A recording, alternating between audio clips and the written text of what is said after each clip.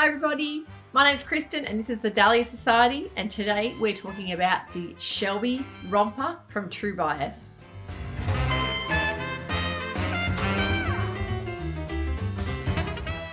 So I have made up the Shelby romper from True Bias, which is a fantastic jumpsuit pattern that has been released probably a few months ago now. I'm also doing a collaboration between Tamlyn from Sun on the Tyne and Kealy from Voice of a Creative, and they are doing two other different versions of this particular pattern. I've chosen the jumpsuit, of course, because I love the practical nature of having pants that looks like a dress. I've gone for the long leg style romper. I'll pop up some line drawings of that and also some pictures of me modeling that one.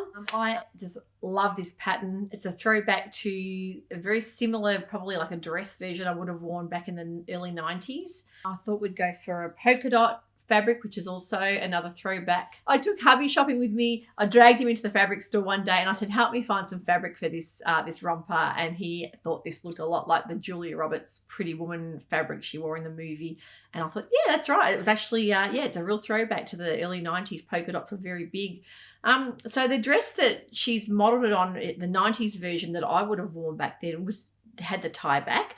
And as you can see, the tie back, it is so easy for fitting because you don't have to worry about getting that fit perfect. You just draw it all in at the back. Back in the 90s, I would have worn this with like a lace-up boot. People wore them with Doc Martens. Yeah, so it's really taken from probably almost like a vintage style pattern as well. I'll get into that a little bit later on because I love the whole history behind culottes and wide leg pants. Now from memory, I think Tamlyn's doing the shorts romper in this version and Kealy might be doing the dress version. So you'll get to see three different versions of the one pattern. That's the beauty of this pattern, is that you can really chop and change and make it what you want. If you don't want shorts, you can go for the long legs. If you want a long dress, you can go for the maxi version. It's actually fantastic when you can get a pattern and get your money's worth and get so many different looks out of the one style. It calls for a drapey, lightweight fabric. I've gone for a rayon. It's come up beautiful in the rayon because you really want that drapey effect.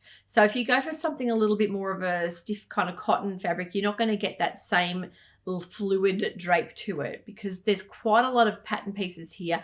The actual downloadable pattern, I did the A4 PDF and it was a huge pattern. It was massive. It was probably one of the biggest patterns I've ever done because it actually had the dress version and the culotte version in one pattern. So you're going to have a lot of big pieces. If you wanted the shorts or the short dress version, that's a separate pattern to print out. This jumpsuit I think goes up to an 18, but if you're looking at a size 18 to 20, I think it could quite easily go up to that because you've got quite a lot of room in it. As I say, it's drawn in and fitted that way. So it's on the roomier side. I've made a size 14 and it was stacks of room. It fits me perfect on the shoulders, which is a real bonus for me. Now the amount of fabric I used in this rayon was about 3 meters, and that's for a 138 centimeter width fabric. The reason for the amount of fabric you need is the amount of pieces and princess seaming you've got. There's quite a lot of drape and a lot of ease in this pattern because of the tie back. As I say, it brings it all in and fits it around the waist. So 3 meters for the wide leg culotte, and I think about the same for the long maxi dress. And yeah, quite a lot of room in there, so not a lot of fitting issues. I didn't have any issues with the torso. I just kept it as is. The buttons, you've got a fair few buttons to do there, which I think there's 5 on the jumpsuit and there's quite a bit more on the longer dress going right through. You've got your interfacing pieces. So yeah, there's quite, because of all the princess seams, you've got quite a lot of pieces in the pattern. So don't be put off by that. It looks daunting, but it comes together very quickly. The construction side of things is quite simple. True Bias have always got the best visuals and instructions. True Bias website always has great sew along, so you can actually look up this dress. I think there's a sew along that takes you through day by day. So if you want to do a really slow sew and go through day by day, she'll take you through and hold your hand the whole way. I love the look of dresses, but the practical side for me being the pants built in is a bonus, and I don't think it's any harder to make than the dress, really.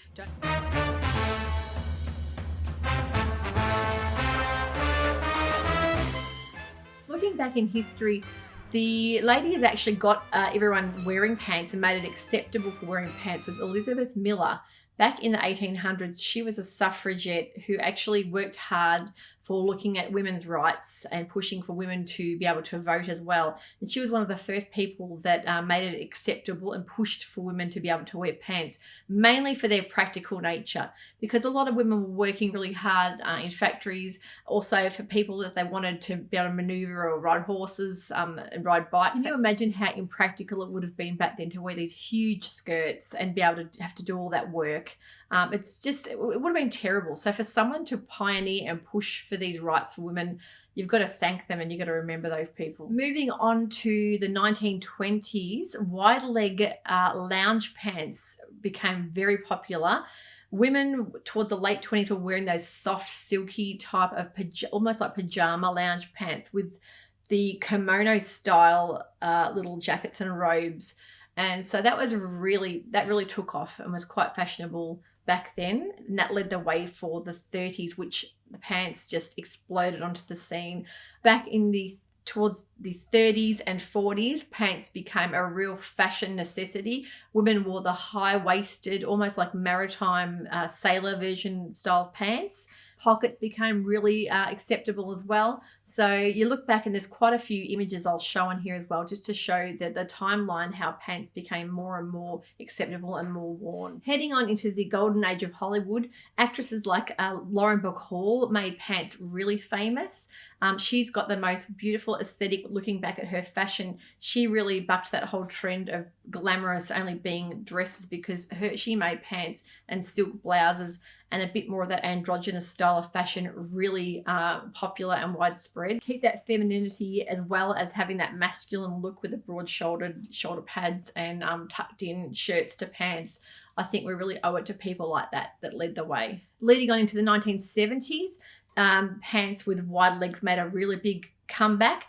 Then they went more into the bell-bottom shape. Culottes were really popular back in the 70s as well. Heading on into the 80s, fashion icons like Princess Diana made culottes really popular again. So you can see they've come in and out of fashion through history.